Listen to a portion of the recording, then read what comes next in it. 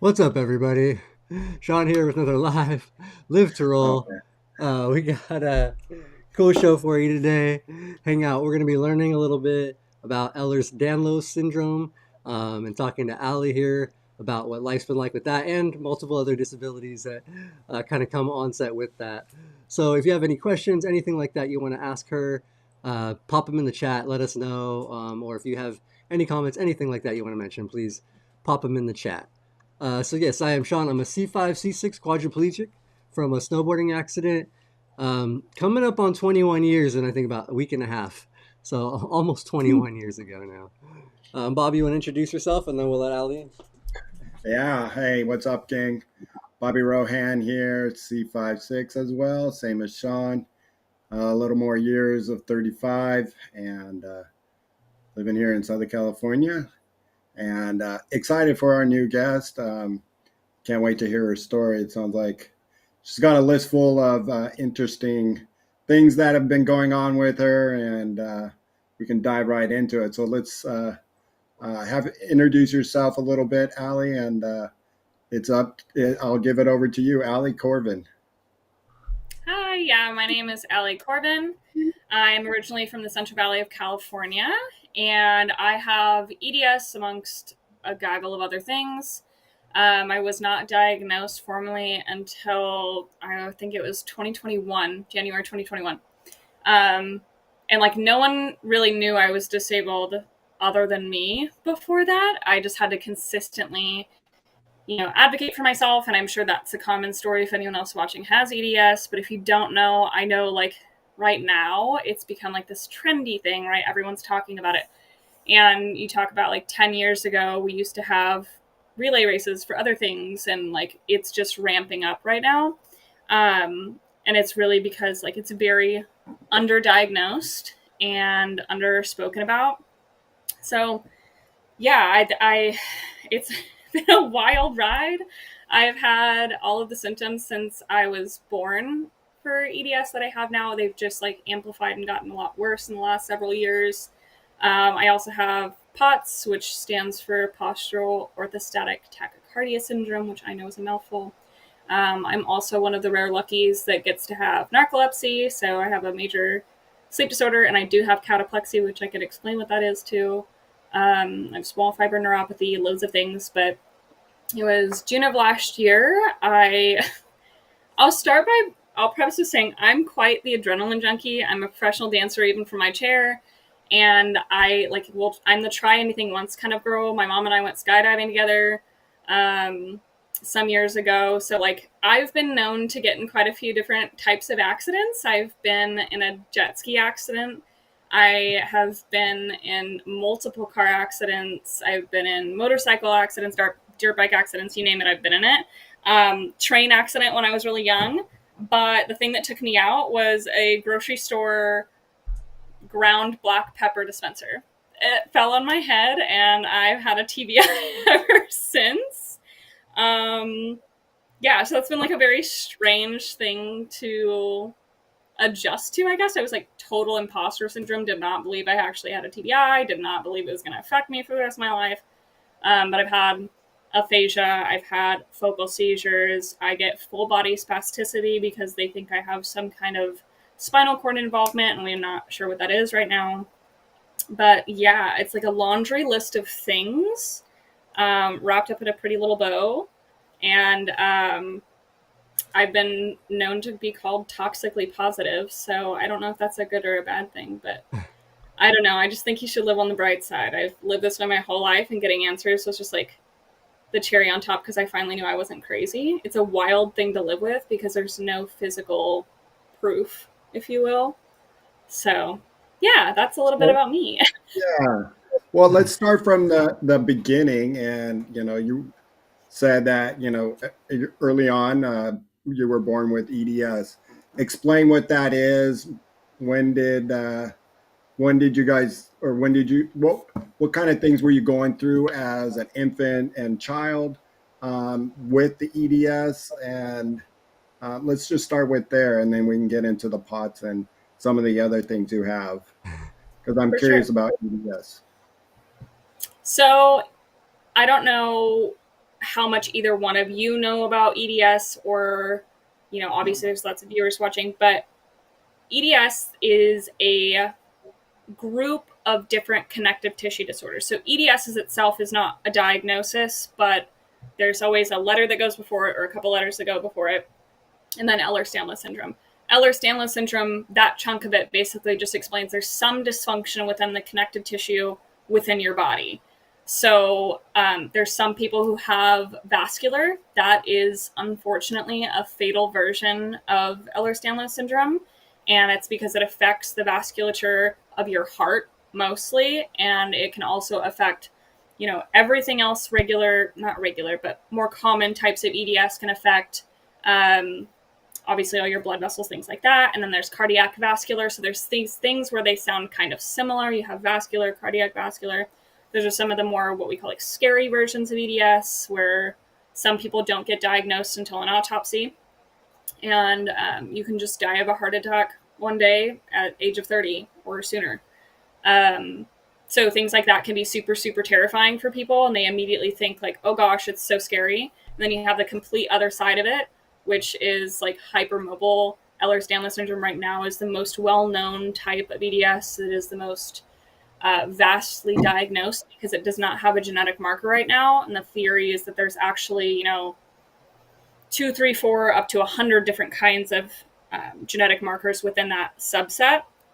And that usually gets diagnosed by things like stretch marks before, puberty, or without any weight loss, I think is how it's phrased in the diagnostic criteria.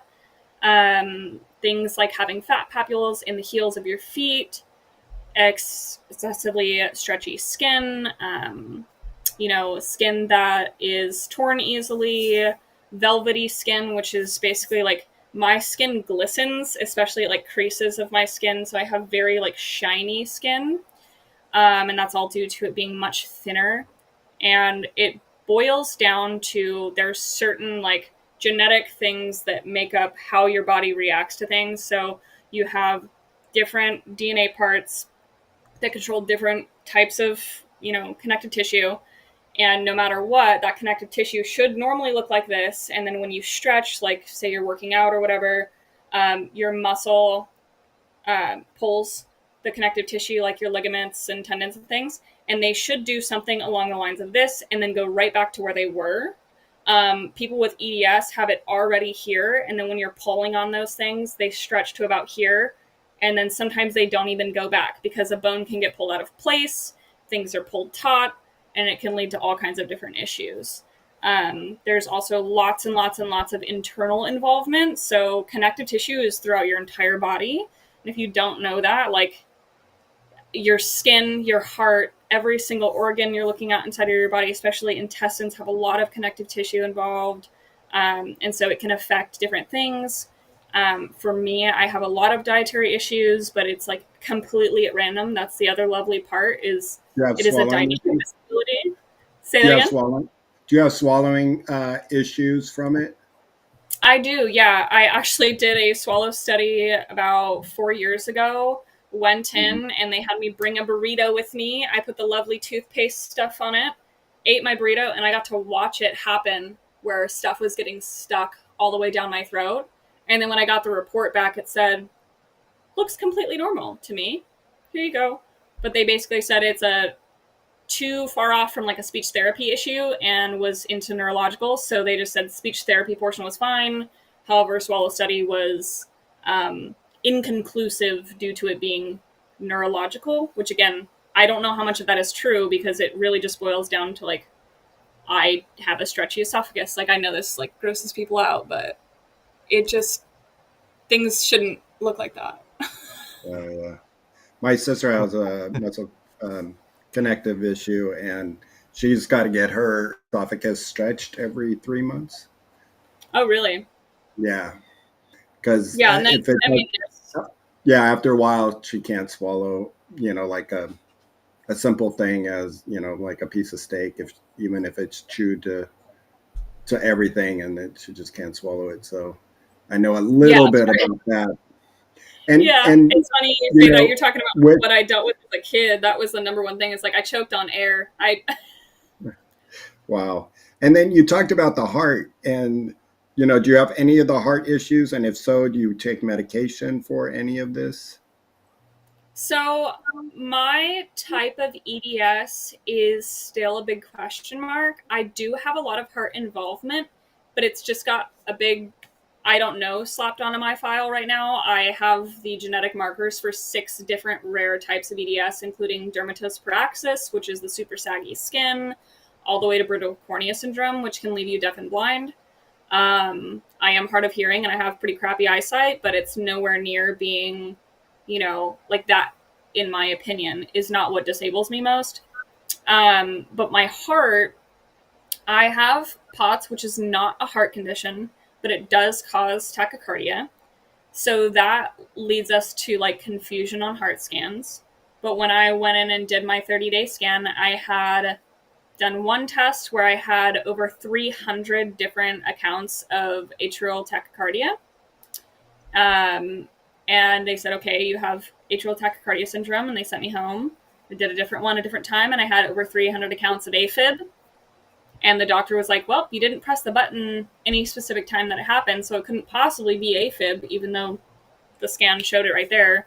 And on my third scan, both of those things were gone, and I just had extra and missing beats. So it's like, we don't really know. As for like the structure of my heart, I'm looking okay on like not having my heart explode anytime soon, which is lovely. But I do have enlarged valves, and they have no idea why my heart tissue is just growing at random. Um, because it's like excessive tissue, not necessarily swelling of any kind. So yeah, my heart stuff is weird. I have a heart murmur that comes and goes, which they quote unquote have never heard of, and they don't know why. I've had it since I was a baby, and half the doctors I see say the rest of your doctors are crazy. I don't hear a murmur at all, and half of them say that's the loudest murmur I've heard in someone your age. Um, so like all of the answers I have are going to be this way of like, do I directly have involvement? Yes. Do we know what it is? I don't. I've never had a cohesive team of doctors that was willing to work together. So it's just been like the government insurance fight of figuring it out on my own, which is fun. Yeah. Just and do you take any kind of medications for any of this? I have run through all of the options for medications for POTS. I cannot take beta blockers because they throw me into bradycardia so far that I'm almost hitting like the lowest heart rate possible to stay alive. I'm getting down into like, I think I was at 37 when they said, okay, we can't do beta blockers anymore. And then there's like a few other different types of medications that they tried me on that locked up all of my muscles. I couldn't move. I've had things cause me to pass out. I've had things cause me to, sorry for the vulgarity, but I don't keep things back. I've had medications make me lactate at random. So that wasn't for me. And they said that things like that would enhance my risk for breast cancer. And like, I'm not willing to add anything else onto my plate. So for POTS, I literally just medicate with salt, like a lot of the community does, is electrolytes like crazy, hydrate, and wheelchair. So, like, if you took your heart rate right now, what would it be? Usually I have a heart monitor on. Honestly, I should have worn it. But sitting down, my heart rate fluctuates from 42 all the way to 210. Wow. Wow. So, do you Yeah. know when it's too, like, getting into that high 100s? Yeah. And then you have, so, yeah. So, what do you get like, when it gets up that high, is it like short of breath, or are you just, do you get like really not panicky, but like, like jittery? I should say, Yeah. like drinking a Like lot right of now, caffeine. like I don't know how much you can see of this, but that's Yeah. just from heart rate. So, like, I've eaten enough today. I've had enough water. It's nothing like that. It's just how my body is. My voice is shaking. I don't think it's like you can tell very much, but things like that start to happen because of the blood that is going through my carotid.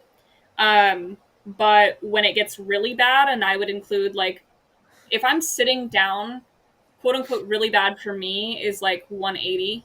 which is really, really high. And that's just because I've dealt with this for a really long time. But if we're going back to like when I was first suspecting having POTS, it would be like showering in the morning. I could not stand in the morning right out of bed and like succeed in taking a shower without like sobbing because the pain in my legs was astronomical. My heart rate was so high, I would get intense tunnel vision and then I just wouldn't be able to see at all. But the hardest part of all of that is like no one believed me. I came from a pretty rough childhood. And so the sum of it was just we can't find anything on her test results and blood work. And she looks fine to me. Feed her more, give her Pediasure, and go home. She probably is just seeking attention. It's like I was one of those kids that was just labeled right on the file attention seeking, and I even had drug seeking put on my file at that age because I have some unruly family members. So yeah, it was very hard dealing with POTS at the beginning because I was told originally that just doing a sit to stand test where they just like take your pulse sitting, laying, and standing was a definitive answer of whether I had POTS or not. And I went undiagnosed because of that for, gosh, 22 years. So, yeah, now I hide it pretty well. I hide it painfully well. Yeah, maybe a friend of yours, MB, said, "Allie cooking in my kitchen. Fine, fine. Pass out. Fine again." So it sounds like it can be a roller coaster. I was gonna Yeah, also yeah. shout from the chat. Graciella says hello from the roulette. She was, I think, at the experience with you. Yeah, hi. But yeah, just want to shout that out earlier, and everybody else in the chat. Thank you, Gretchen, MB, everybody, Andrew, in the hospital for some heart issues too. So And so, like, when it gets up into that, like, do you try to do meditation? I mean, if medication isn't the answer, is it meditation? Do you just try to calm yourself down? Obviously, it's probably easier when you're by yourself than in public because you can't just sit there and, you know, get into a quiet space sometimes. So, Yeah, what? so I'm actually the fun part about me is like I have ADHD to the nines. Like I am someone who's had it diagnosed since I was kids. Once I had diagnosed really young, and that actually makes it easier for me to like be calm in chaotic spaces. So I actually recently auditioned for ensemble role for oh gosh, is it Wicked, for a dance ensemble role with them. And Hmm. as I went out to do, my formal display of auditioning, I had my watch on. I do that like anytime I'm going to dance in public, I make sure it's on because I won't realize the difference between POTS and workout heart rate.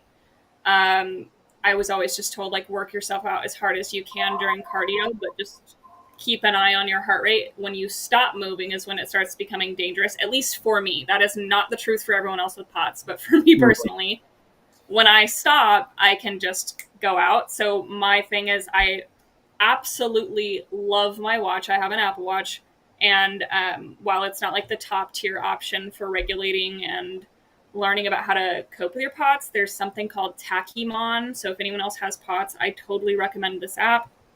I'm not sponsored at all. They're just a very cool company where a dad created it for his daughter, and it will vibrate when I start to spike or drop a certain amount of beats in a certain amount of time. So it's not necessarily about like how high my heart rate is going or how low, but it's how quickly it's doing that, how quickly it's changing for me. So when my heart rate is like, I look down at literally 224, and that's like heart exploding kind of feeling. So when I stop, I look down and I kind of do like the intentional breathing. So it's kind of meditating, but not really. I'm in a room full of people, right? Um, and that helps calm my heart rate down at least a little bit. If I need to, though, that's why I actually hold myself in wheelies. It's what I tell people is my version of pacing. So if I was able to stand as long as I used to be able to, I used to pace in order to keep the blood moving in my legs, and that would make sure that I wouldn't pass out, or at least it would keep my heart rate at a more stable rate instead of doing those high jumps and low drops. So now wheeling or like dancing around like a fool is how I keep myself from passing out. And I honestly just like, I don't have a shameful bone in my body. I am as I am. I come as I am. So I'm always the silly, weird, outgoing girl, and it's like kind of a medical tactic. Mm-hmm.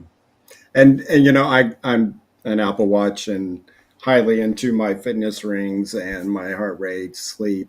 Um, you know, check it constantly. And another feature when I had fluid around my heart, which caused AFib for a short time, but now I'm just constantly, you know, looking at making sure I'm never in AFib. Does your watch ever, you know, tell you you're in AFib? You know, and No, I got so my dad the one a long time ago because it told him all the time, "You're in AFib. You're in AFib." so I didn't get my watch until after the AFib bout of time that I had, but I think I've caught it once. But the AFib monitor that's like regularly built into the Apple Watch, it monitors you every now and then. It'll check, and if you're in AFib, it'll notify you, but it's not constantly monitoring you. The Tachymon app is a consistent look on your heart. So for some reason, my heart was to start acting funky while I was sitting, and it notifies me. I check to see if I'm in AFib. So far, I've been lucky enough to not be. I don't have any kind of like pacemaker. I don't have any kind of internal heart monitor yet. Like that's one of the things they've been talking about, but I've been lucky enough to not have to deal with that since I've had my Apple Watch. Yeah, Yeah. yeah, Well, that's good. that is really great. They have that technology now with and that's There a you go. cool tip for that app to check out for people. Um, yeah, so that's a lot to go through. What is that is that harder with dealing with the POTS stuff like that? Is that even harder for you than the EDS? Or what is just it kind of all pile on and what's uh, It can be more difficult on difficult days. So for people who, are born with uteruses, it kind of follows your menstrual cycle on how difficult my symptoms are from pretty much all of my conditions, but mainly EDS and POTS go hand in hand with that. So with the menstrual cycle, you have these big ups and downs of having estrogen and all of the progesterone and different things in your body. But basically, right before your body lets your brain lets your body know that it's time to shed the uterine lining, it's sending out all of these different hormones to do so. Those hormones are also the exact same hormones that loosen connective tissue to get you ready for childbirth. So, like, my entire body breaks down about 2 weeks before my period, and I just go completely downhill. Um, and then right after my period, I'm like, I feel like $1,000,000. Like, I can run a marathon, I can stand. Like, not that I should, but it makes it feel like my conditions aren't quite as bad.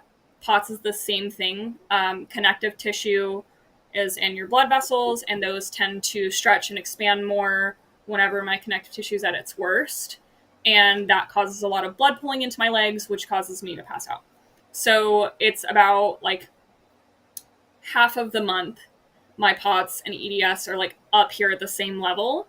But at the other half of the month, my worst symptoms are probably EDS related. I have to be fairly careful and shy away from my own imposter syndrome on like what I can and cannot do. I've been told my whole life, like, well, if you can walk, then why do you have a wheelchair? If you can do this, why do you X, Y, Z? Why are you modifying? If you don't need to, you're lazy, blah, blah, blah. And like, I understand where people are coming from because even EDS people will say, I have EDS and I don't use a wheelchair even though I wanted to, and I'm much better off. You're just lazy. But the reality is, like, you have to decide for yourself, how much do you want to push yourself, and like how hard do you want to be on your own body? Because like, if you listen to your own body, it'll tell you what it needs. And if I continue to walk, like, I'm not going to be able to walk at all ever. I was told if I had continued going on the way that I was right before 2020, that I either would have killed myself in the process or ended up permanently in a home, dependent on caregivers. So Like, it's just, I get to reach in a bag each morning and pick out a handful of symptoms, lay them out on the table, and none of them have names. So like, I don't get to know what I get each day, and it's my job to kind of like uncover which of those struggles I have. And yeah, majority of the time it ends up being EDS that is the hardest for me because it has such an array of symptoms. But because I have so many markers for so many different kinds of EDS and they don't really know how that would affect a person's body, I have a lot of random, strange, obscure symptoms that like even I wonder, like, is that related? Is it not related? I can't really tell. So like, for example, I have floaters. Went to go see my optometrist, and they said, "Oh, well, I don't see any floaters." I said, "Yeah, they're not here today, but they come and go." And he was like, that doesn't happen. Either they're there or they're not." Well, I later found out my cornea is shredding day to day based on that hormonal cycle that I have. So like, I can't get glasses because I have really crap vision some days and then wonderful vision other days. My joints dislocate daily. It's like one of the more common things that's spoken about in EDS, but like, I don't do this often, but I have been told it's fine to do it every now and then before I get yelled at. But like, I can just dislocate things on command. Like, that's not, you shouldn't be able to like do that. Wow. And that, Leah said it in the chat, always listening to your body, and adjusting to what works for you to make things easier. It's kind of like what we tell our spinal cord community, hey, if you are a C5-6 quad and you can push and that's what you would like to, and you feel independent enough, yeah, then do it. If you are a C5-6 and just feel like I can get more done with being a power chair user, do it. So I think it goes hand in hand with what we have to deal with, and listening to our body as what it is for you, that you feel safer and you feel that, hey, I'm going to be more independent using a chair than not. And I don't think one way has something better than the other. If like you said, some EDS are like, oh, you're just lazy. Well, no, that's not the case. It makes me feel more comfortable to know that I'm going to get somewhere where I'm not going to exhaust myself and find myself, like you said, maybe having caretakers because you've just completely destroyed your body. That's not what it's about. It's about trying to do the long run. So Yeah, and I think it's also a unique experience in talking about, like, I got my first custom chair in 2022, and I didn't need it all the time. That was just for like social events, going to places where I would have to be standing for long periods of time due to pain. Since then, I've had so many other things happen, new diagnoses, the TBI, the quote unquote spinal cord involvement that's like super mysterious at the time, that like, I no longer can safely and like consciously make the choice to go out without my chair, without knowing there's a very good chance I'm calling 911 before I can get back in my car.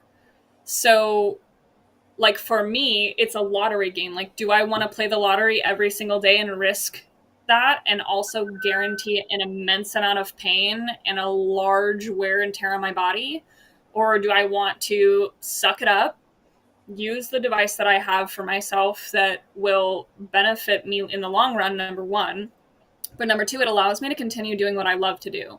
So like, being a dancer, there's no freaking way I could do it standing anymore without ending up so injured I'd need a hip replacement or two.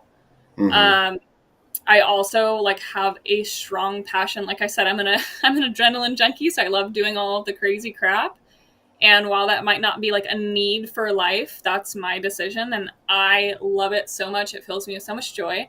Why would I choose to endure all kinds of pain walking when I can choose to, I just tried wheelchair rugby for the first time. That was absolutely amazing.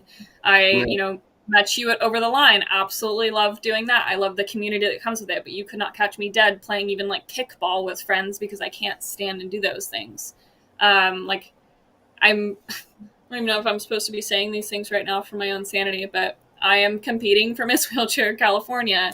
And again, that comes from the advocacy work I've been able to do because I was able to have these mobility aids that help me throughout life. But more so once I got my TBI and found out like I pretty much have to use my chair anytime I leave the house, it was extremely alienating knowing that like I come from these two different worlds now, like the EDS world and having a brain/spinal injury of some sort. And it's just like this major crossover where I'm never disabled enough for one group and I'm too disabled for the other. It's this like in between strange thing. So I just believe in teaching people who are even able-bodied, like if you take care of what you have and you don't push it past where you're supposed to, you get longevity out of it, you get happiness out of it, you get to enjoy the things that you enjoy. So like I got to go back to my hometown and teach a nonprofit of young adults and students what it looks like to have health justice within a dance class. And like those things I'm super passionate about. So I just don't understand why I would, like, I don't know what people's logic is, like, for me to tough it out limping throughout the day. It just doesn't make any sense. Yeah, no, it's not. Bobby had mentioned like the quad thing earlier too, but even we have a couple of friends on that do like our Aging with Disability show with Bobby that have spinal cord injuries, but they're incomplete, so they have function enough to stand and walk. But if they walk full time, it would have torn their joints up, which happened to Robert, basically one of the guys. He tried to walk too much.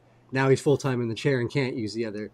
Luis, on the other hand, has split his time 50-50, making sure not to wear his shoulders and arms and stuff out from pushing. So like when he's doing distances, he pushes, but at home he doesn't use the chair because it's like a balance.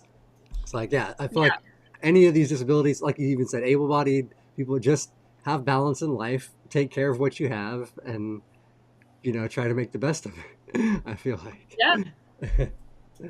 Yeah. We're all I'm gonna do working ourselves to death. Yeah, I'm going to do a quick shout out to everybody in the chat. Thanks for joining us.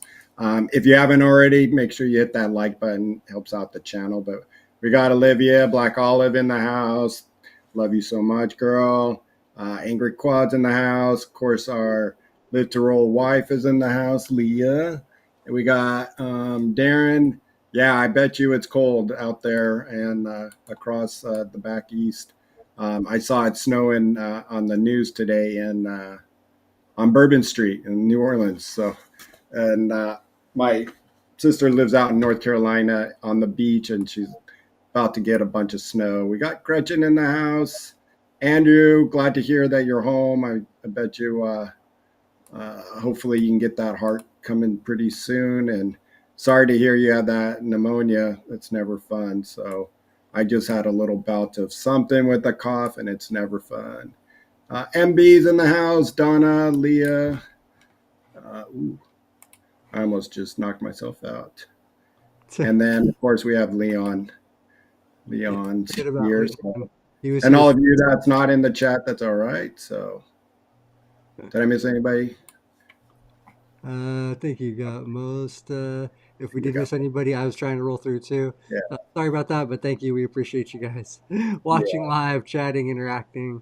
And if you guys have any questions for Ali, please drop them in the chat as well too. Anything like that. I'm a painfully open book. Let's go on to your third thing, which I'm curious about, and tell me how it affects this whole, you know, somebody like you who's an adrenaline junkie, kind of, you're always on the go, ADD, but then all of a sudden you have narcolepsy, you know, so what is that? Is it like what I think it is? Or, you know, I've never known anybody to have it personally, but is it collapse? I want to know what you think it is. Let's start there. Well, I know it's some kind of sleep disorder, but is it just something where you can fall asleep easy? Or is it the one where I think sometimes where you're just like, yeah, and just out? Is it like in the movie that Deuce Bigelow Male Jiggle from back in the day where the lady just falls asleep into her soup? Is that going to happen? I'm just trying to make light of it. Sorry, yeah. I'm just messing around, but... No, that's the best thing about it, right? Like media portrays all these things in these lovely, quirky ways, and we never really know it's true. So when I found out what narcolepsy actually was, it was like this aha moment of, oh shit, I might have that. Because in reality, I always thought narcolepsy was like, I'd be talking to you and then... Right, that's how I think of it. Great. That's not at all what it is, but that does play into a part of narcolepsy. So there's narcolepsy type 1 and 2. Do not ask me which one is which because I literally cannot remember. But basically it's broken down into narcolepsy with and narcolepsy without cataplexy. Cataplexy is the sudden loss of muscle tone upon intense emotions such as, I don't have all of these, but intense laughter, intense crying, intense happiness, adrenaline, yada yada yada. So that's what you see in the movies. That's what they're talking about when they all of a sudden drop to the ground and there's nothing happening. You're actually conscious when that happens. You lose muscle tone. Some people can have it really severe. Some people can have it more minor, where you just like get wobbly in the knees. Some people just have sagging in the jaw. So it really just depends. For me, it was like when I read, do you have to brace yourself with your hands on your knees when you laugh really hard, and do you sometimes end up on the floor at parties? And it was like this funny article that was just joking around about people who didn't realize they had narcolepsy, and I was like, no, I don't do. Oh yeah, actually, no, yeah, actually, I am kind of known for doing that. And so mine are with laughter and with intense jump scares. So my lovely fiance likes to call me a fainting goat. I absolutely love it. My background on his background on his phone is like a picture of me on the floor looking like a dead cockroach, just full mouth open, busting up laughing.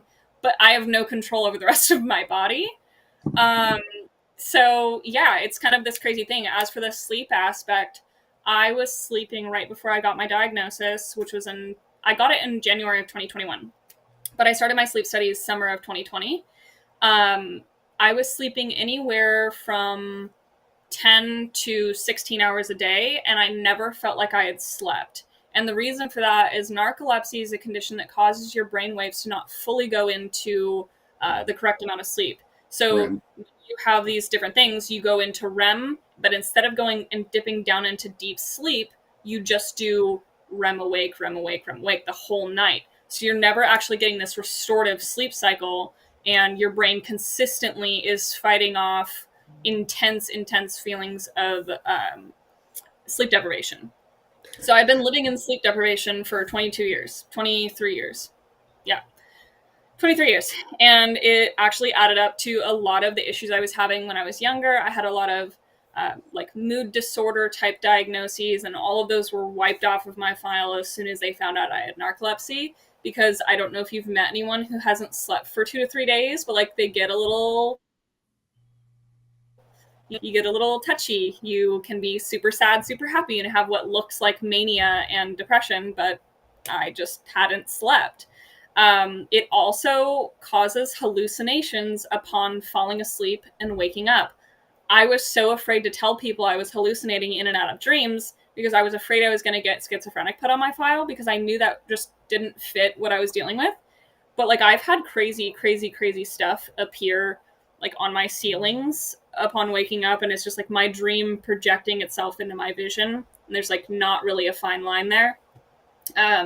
Right before I stopped working, I almost got in a car accident because I was falling asleep driving. I did not realize that that was a problem because my whole family, narcolepsy is genetic, has been the people that fall asleep driving. And I don't mean like long bouts of sleeping. I mean micro sleeping with my eyes open. So I was falling asleep in a 30-minute drive 5 to 105 times. So just like sleep awake, sleep awake, sleep awake. So I would project dreams onto the street in front of me, and there would be people that were not there. So it's just like a very underspoken about condition again, but I'm, thank God, medicated now. I take THC at night in very specific doses to help me get to sleep, and then I take a stimulant in the morning called modafinil that helps me stay awake. If I do not have that, you're not speaking to me. Like I become just like a mummified zombie. Was CPAP anywhere mentioned to help with it? Like No, the so first year? when you go to get diagnosed for narcolepsy, for most insurances, it's required that you do an overnight study before you do your daytime study. The daytime study is what actually diagnoses narcolepsy. That overnight study is to test for things like sleep apnea and things that could cause you to have sleepier daytime issues. But I tested completely negative. I had like one account of snoring, and my breathing never stopped. So the first thing you have to do is get sleep apnea ruled out. If it is sleep apnea, they will do that. They'll give you the sleep app and things of sorts. If that works for you, great. If it doesn't, then you go back and you do a daytime study. Because I tested negative, I just got mine diagnosed immediately. Wow. That's and now interesting. you're. Sorry. Go ahead, Shawn. I was just saying that's actually interesting. I honestly didn't really know a lot about actual narcolepsy or the couple different types and different things. It's almost mythical. No, I know that's why I tried to Yeah, make light of it, but I literally didn't really know. So that's why. yeah. But no, that's And actually really interesting. Go and I ahead. know Angry Quad is just laughing, but he just said, "Laugh. Let's see what happens." So, can you bring it on, or is it not, I or is it hard cannot. now with the drugs? So my stimulants keep me awake, but I don't have anything to treat my cataplexy because the treatment is medications I can't have. So my fiance's favorite hobby is to fainting goat me, and yeah, as soon as I start laughing, you can tell if I'm gonna have a cataplexy attack or not. A lot of people like you can't really tell. For me, it's pretty sudden if it's gonna happen, and 99% of the time, if I'm standing, is when it happens. So if I'm in my chair or if I'm sitting like this, to cause one would really just lock up my arms and I look like a T-Rex. So like if I'm laughing really hard, you get this and like full jaw open, laughing as big as my mouth can get. Is But it standing, quiet? if I'm laughing, my fiance like tries to make things funnier so that I do hit the floor. He breaks my fall, but yeah, we No, think that's it's not funny. bad. You gotta But laugh. is it quiet like just like a, or is you actually going ah ha ha ha ha ha? No, No. usually it's like the silent laughter or the wheezing. I have a very hardcore wheeze, so Wow. Interesting. laugh or Robert cry or asked. do it at the same time. Robert asked in the chat. I forget. Is that what you just? He asked if they still prescribe if you take Dexedrine. Is that what that is? A friend of mine Yeah. has has Personally take narcolepsy. that. Yeah, I don't know anyone who takes it either, but like the main drug they recommend for it now is, oh gosh, if I remember, I'll let you know what it's called. It's like a strange amount of letters. I think it starts with a Z or an X, but it has a very high sodium content, and so a lot of people steer away from it. There's a lot of research happening in the narcolepsy world right now, so whenever things level out, I would be open to trying things like that. But basically, you take a medication, and within, for some people, it can be 5 minutes, depending on metabolism, which is wild. Between 5 minutes and 30 minutes, you're out, and nobody can wake you up. Like there's no poking, there's no shaking. Like if there's a fire, someone's carrying me out of the house. So things like that scare me. And I mean, I'm doing great with THC and my stimulants. And so when I brought up other medications, they were like, well, do you feel like they're not working?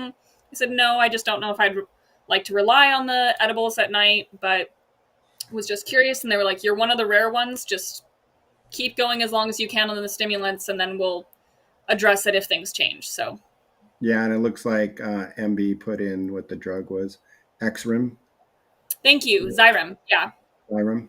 Okay, Yeah, it's pronounced with a Z, I believe, but Yeah. it's spelled with an okay. X. That's where I was getting confused. And then she said, or they said, they have I believe. Xywave Yeah, now. Okay, with less amount of sodium. Okay, I correct. need the sodium, so if I had it, I would take the one with the sodium. Honestly, yeah, because sodium is the treatment plan for POTS, I wouldn't mind it, but the only reason they didn't switch me is because, again, my Okay. system's working for now. Hmm. Yeah, it's good. Okay, and let's move on. Another curious question.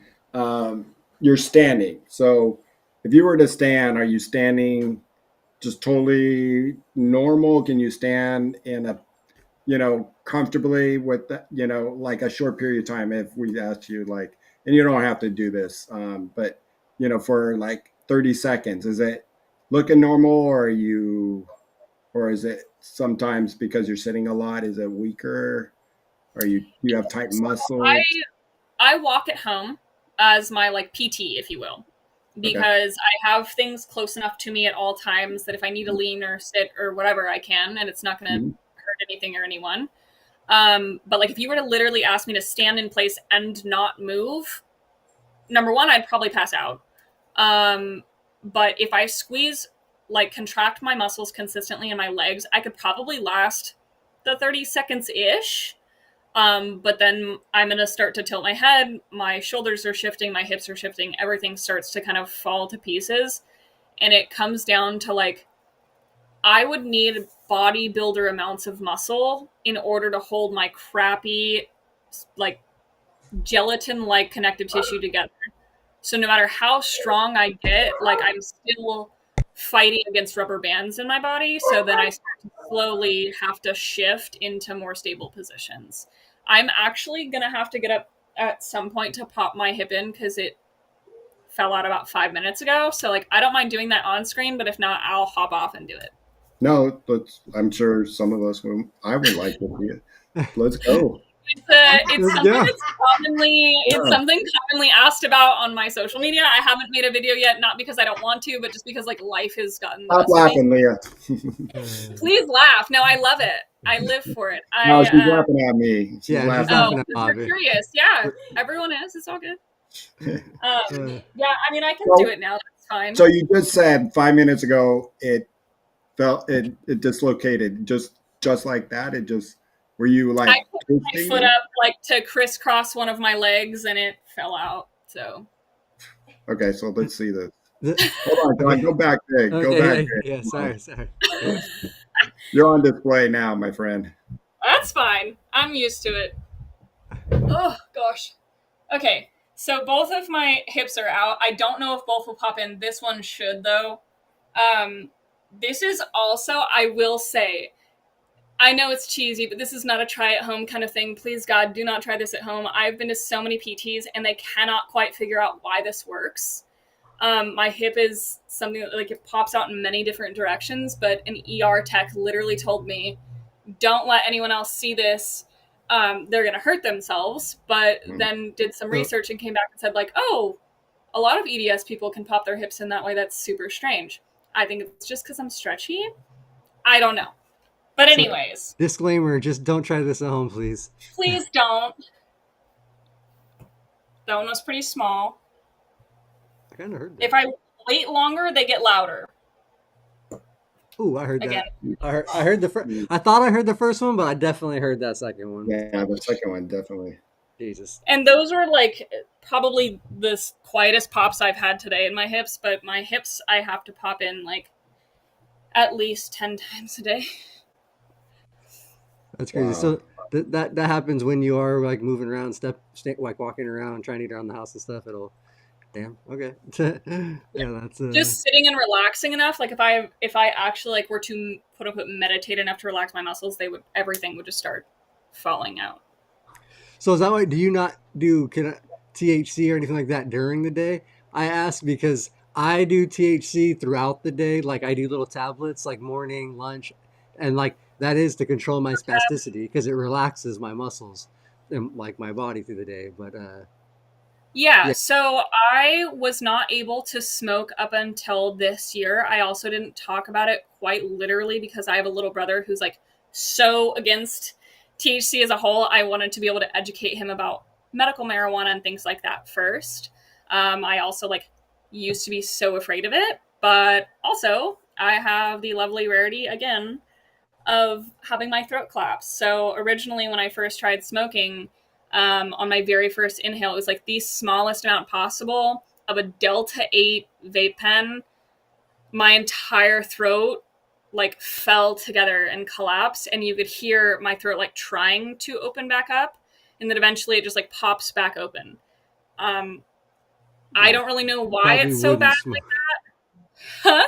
So I might not smoke it. I don't think because I actually don't really, I do edibles now through the day. I do smoke like just on the vape. I do 2 like hits on it before bed because that is what helps me sleep too. I literally would just lay there like in and out. I can't get a deep sleep. I don't think I have anything, whatever. I just can't sleep. I don't know. Yeah, I mean, it's pretty common, especially where we are, right? Like, we work our brains to death and they have a very hard time going into deep sleep.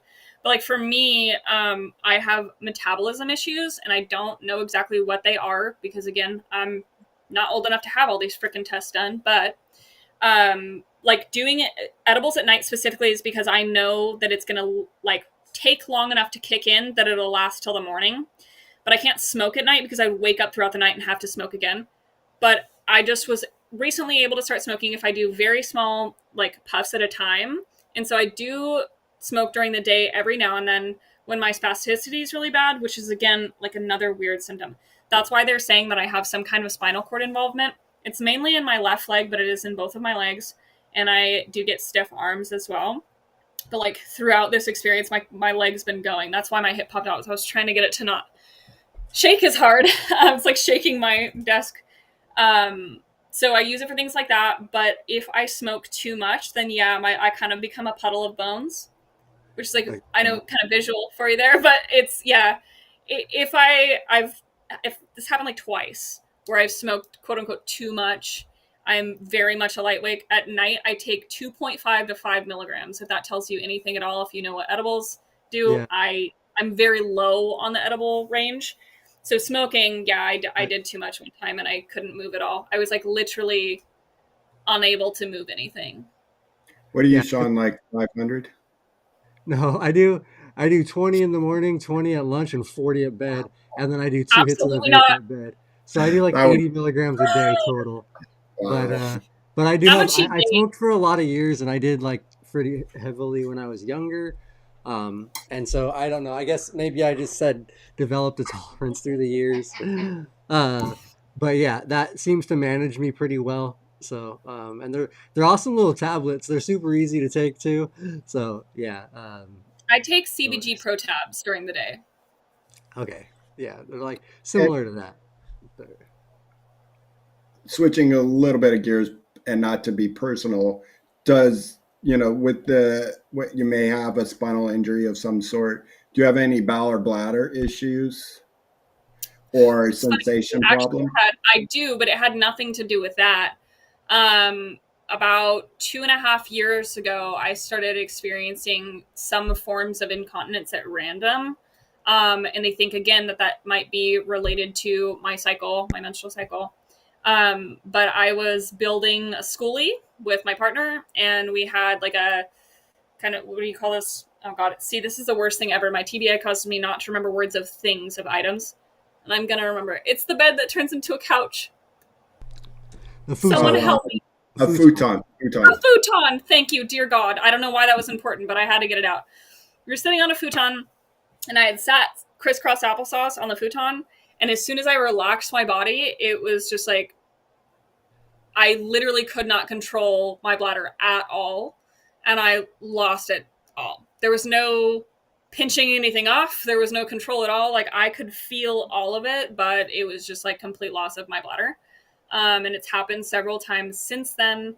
They originally thought that it was something to do with, like, I might have had a bad kidney infection or something at the time, but I tested completely negative even for UTI, and it's just chalked up to being another lovely symptom of EDS. So, yeah, unrelated to my knowledge, because my spinal cord thing happened afterwards, that it's not spinal related, but it could be vagus nerve related due to EDS. Okay. Hmm. Okay. Uh, yeah, that's a lot. That's a lot to try to figure out and get diagnosed and everything. But yeah. Do you also, one quick question, because we got to start wrapping up the show. Do you like journal your your symptoms and things through the days, so you have kind of like a record of some of the stuff you've been going through, like when you like, because you do have so many things you have to like trying to figure out and stuff like that. Yeah. Yes and no. I keep a daily journal. If there's anything specific, I do throw it in there, but it's just like a journal of my life because I've been having so many memory issues. I like to make sure, like, be able to check back in and see if I can remember the order of things that happened or whatever. But my partner, blessed frickin' be to him, he has a running list of things that are like the more concerning things, like my ocular seizures, and they all have like video note attachments and dates and things like that. So that's kind of how I keep track of my symptoms. If they're old enough, they're kind of just like things I can rattle off. But if it's things I'm experiencing day to day that are new, he has like a file folder in his phone that has all of it in there. Nice. That's really cool. That's awesome Yeah, that that's and keeping good track question. because yeah, just because there's so many things and I'm like I didn't do a lot of that stuff for my spinal cord injury early on. Now I am trying to do a lot more like tracking of, like my bladder health, just my overall health, my diet and stuff like that because I am older now and things like that matter. So that's why I was just curious. Yeah, because you are young and stuff, and I probably was not doing any type of tracking and stuff like that when I was. No, but when you got your spinal cord injury, right? Like they told you you have a spinal cord injury. Mine is Yeah. kind of like every single thing I have to bring to a doctor and be like, hey, here's the answer for you, but I'm going to pretend that you found the answer. Yeah. Right. So that's kind of, I think, why I'm so diligent on keeping track of my stuff.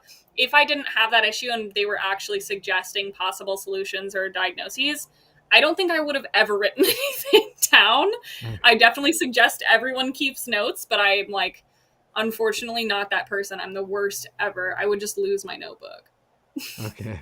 Well, What hospital or doctors do you go to? Originally, when I was diagnosed with all of my gaggle of things, I was seen at Stanford Hospital, but just because I've recently moved down to Southern California, I'm now in Santa Barbara. I have to switch my insurance over and everything, so that's the issue of why I don't have a wheelchair right now. It's the issue. I mean, I have a wheelchair. I'm borrowing one, but I don't have a custom chair. And I don't even have a PCP, so I don't have any specialists right now. I'm kind of just freeballing it, waiting for the government to get their shit together, give me a card, and I can then go back down the rabbit hole of starting over. wow. Yeah, so you're not working at this time.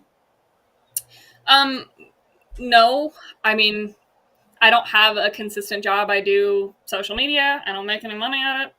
Don't let anyone lie to you. I'm not making any money at that. But I do side jobs every now and then. Like I did that advocacy job up in Fresno, California, where I went and taught the medical advocacy through dance. And I'm doing all kinds of like other volunteer things, but I don't actually work. No. Yeah. I mean, but if you had like a 9 to 5 job, would you be able to manage it with all the symptoms you have, or probably not? It would have to be little spurts, like you said, pick up something here and there. Yeah, it's really just hard to be able to go into an interview and say, hey, I'm disabled, accommodate me, but I don't know how you're going to have to do that. Like if I'm not able to tell them how to accommodate me, I don't feel like it's fair to the employer for me to be a big question mark on whether I can show up or not. Mm-hmm. Yeah. Wow. Yeah, that's tough. That's what disability is. Like, it's hard for a lot of us to have to do like full-time work would be very difficult for most people. And then real quick as we wrap up, Leon asked about going about with treatment. I think she kind of talked about that a little bit, and just there's really not too much like treatment, I guess, for like I guess for the EDS and stuff. I mean, The just biggest thing I would say for anyone when it's like, if you're looking for advice on where to go or what to tell someone to do, is I cannot stress enough how important it is to do PT. And I mean, like from the get-go, even if you don't have a diagnosis yet and you ask your PCP to be referred to PT, that's going to look really great to them for one, but for two, you're going to do nothing but benefit from it. And if you don't have a great PT in your area, find something that's a little bit of a drive and go there. Find something that'll do virtual, because PT changed my life. And I mean, I will not say her name because she can totally get in trouble for the things that she did for me, but I had a physical therapist that showed me how to put my joints back in place in a safe way to where I wasn't going to be spending half of my life in an emergency room. So PT is amazing, but more than that, like full-time, what is my treatment is to build muscle around my joints so that I have stability and so they do not slip out of place as much. okay, awesome. And then also we had, I think it's Grishla asking about, and I don't know if this was towards you. I think it was towards Shawn. me for what my TH. Yeah. Yeah, I do. How do you wake up in the morning? Because you're an early riser too. I I typically sleep like 7 to 8 hours a night if I can. I try to get at least to seven, I and hopefully eight. But yeah, I am up typically before that. Like I get about 5 to 6 hours of decent sleep when I Yeah. do that 40 milligram and smoke the two hits before I get into bed. Like that's about as long as it lasts for me. And then my legs start rumbling and body just starts getting a little wild, and it's hard to stay asleep when my legs are like trying to run and stand and kick and so And Yikes. I'm like you, Allie. If a 2 milligram, in the morning, I'm just like, oh man, Yeah. I can lay here all day. Yeah, if I don't take my stimulants in the morning, you're not getting me up. Like I have to force myself to roll over to my bedside drawer and shove pills in my mouth. If I don't do that, I'm out for the rest of the day. Yeah, wow. that's why it wasn't a good option for me. But for Shawn, it works, and I know everyone's different, and you just have to know your body. I mean, that's what it comes down to, knowing your body. I mean, it was funny 2 weeks ago or 2.5 weeks ago. We it was I think it was a Friday night. I said something's not right with my body, and my wife's like, "Really?" So I just don't know what it is. I just trying to figure it out, but my body is telling me that something's about to happen. And she's like, "Well, that's great." And I'm like, "I know it sucks." Then the next day, it was later on in the day. It was happening later on. I just finally, we were at a soccer game for my cousin, and we got in the car, and she went to the restroom. And as soon as I transferred, I'm like, "I'm getting sick. Dang it. I know it."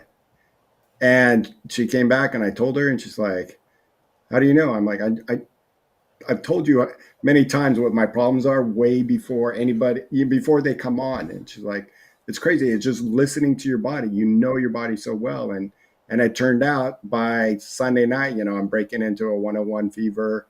Monday had a fever off and on. Tuesday, and then Wednesday finally comes in the cough. And it's like, there it is. Knew it. It was coming. It just took its time. But you know, that didn't happen overnight.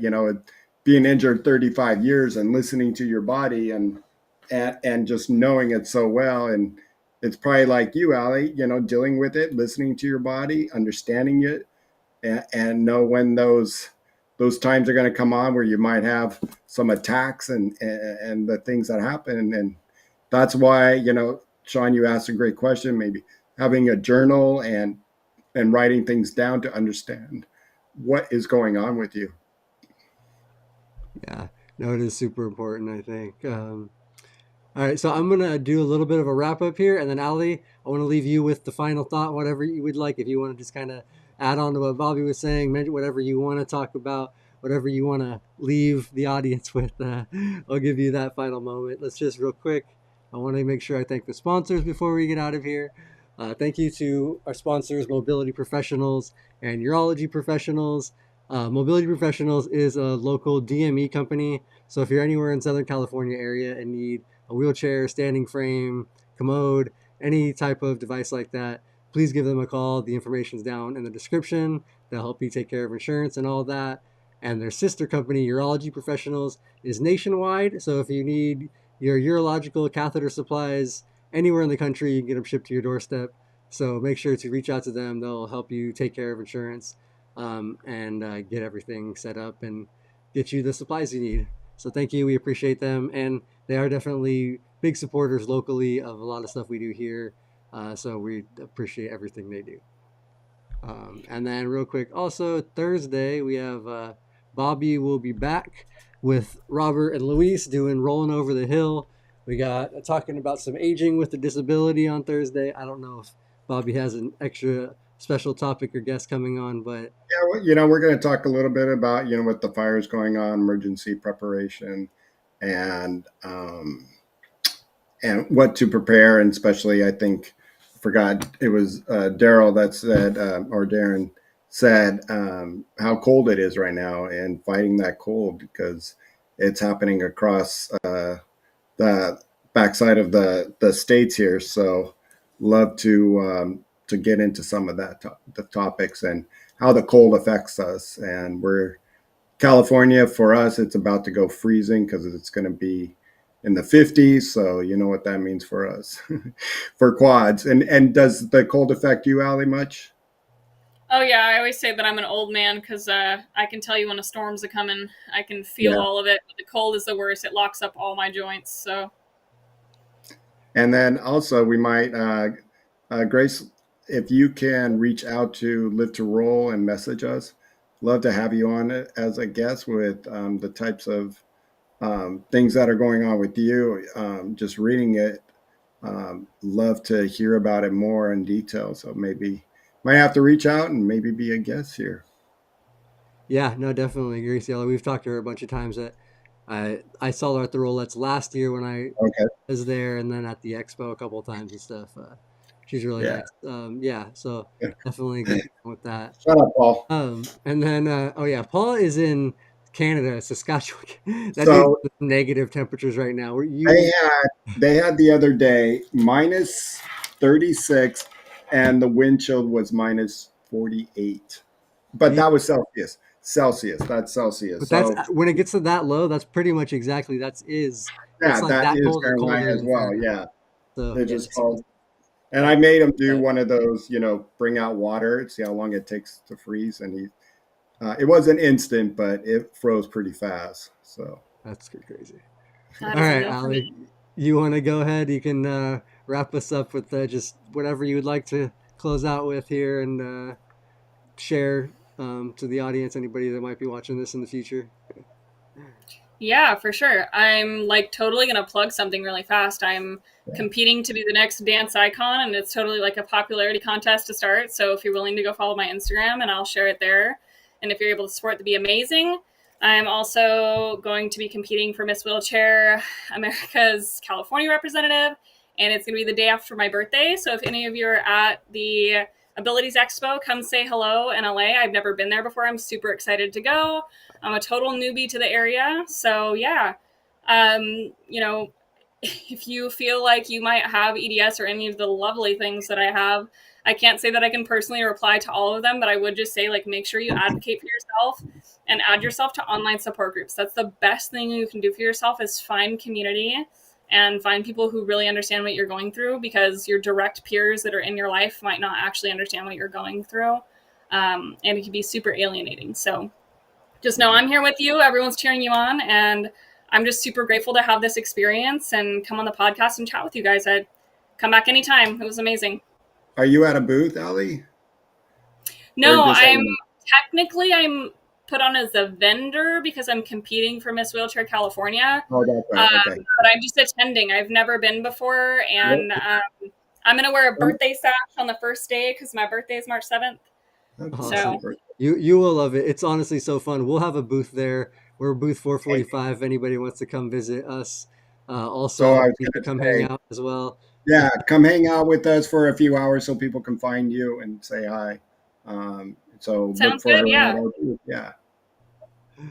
But yeah, definitely everybody should check out that. And also, I do have Allie's social media. Her Instagram and stuff is in the description, so you can just go ahead and click on that and follow her, so you can try to help boost the popularity stuff and get that going on those competitions if you want to help support. And we'll definitely reach out, have you on again in the future, do some stuff. And I'm sure we will see you all over the place here now that you're in SoCal active, doing a bunch of stuff down here. And she drove actually all the way out. Shout out! She is like Santa Barbara area, which sorry, I don't want to like give you. You came like 3 hours down to our support group in San Bernardino. 4 hours.